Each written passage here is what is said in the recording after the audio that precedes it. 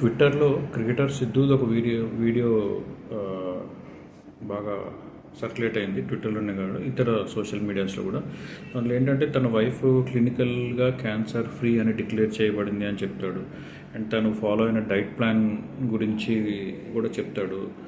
And నిమ్మకాయ నీళ్ళు, పసుపు, వేపాకు వాడానని చెప్తాడు.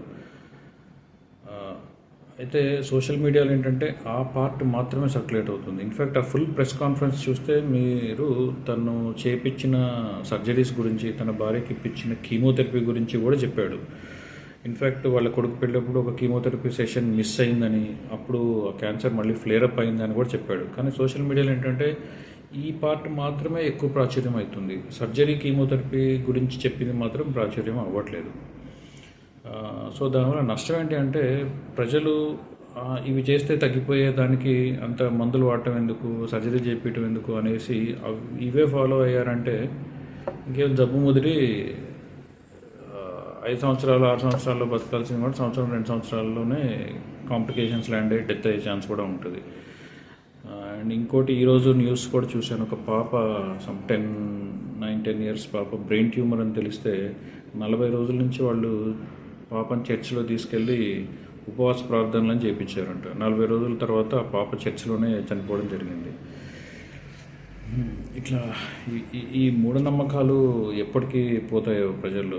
నమ్మకం ఉండాలి, మూఢనమ్మకం ఉండకూడదు. నమ్మకం అంటే ఏంటి అంటే మన పనిని మనం సక్రమంగా నిర్వర్తిస్తూ, అంటే పరీక్షలు పాస్ అవ్వాలి, బాగా కష్టపడి చదవాలి, జబ్బు చేసింది హాస్పిటల్కి తీసుకెళ్ళాలి, అది చేస్తూ దేవుడికి దండం పెట్టుకోవడం నమ్మకం.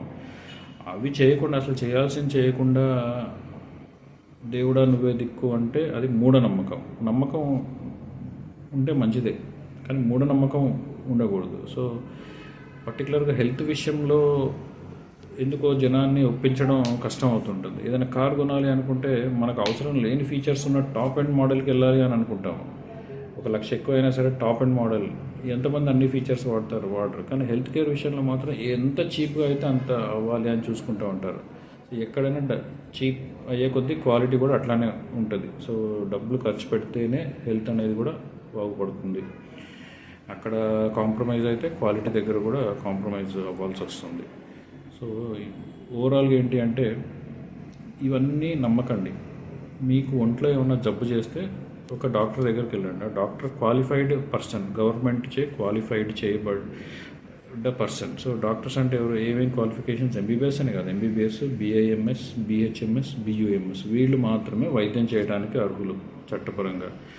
ఈ 4 డిగ్రీలు కాకుండా ఇంకా వేరే ఎవరు కూడా చట్టపరంగా వైద్యం చేయడానికి అర్హులు కాదు. అయితే వీళ్ళు కూడా వాళ్ళ పరిధిలోనే చేయాలి. ఒక అలోపతిక్ డాక్టర్ ఆయుర్వేదిక్ మందులు రాయడానికి లేదు, ఆయుర్వేదిక్ డాక్టర్ అలోపతి మందులు రాయడానికి కూడా లేదనమాట. సో వాళ్ళ పరిధిలోనే వాళ్ళు వైద్యం చేయాలి.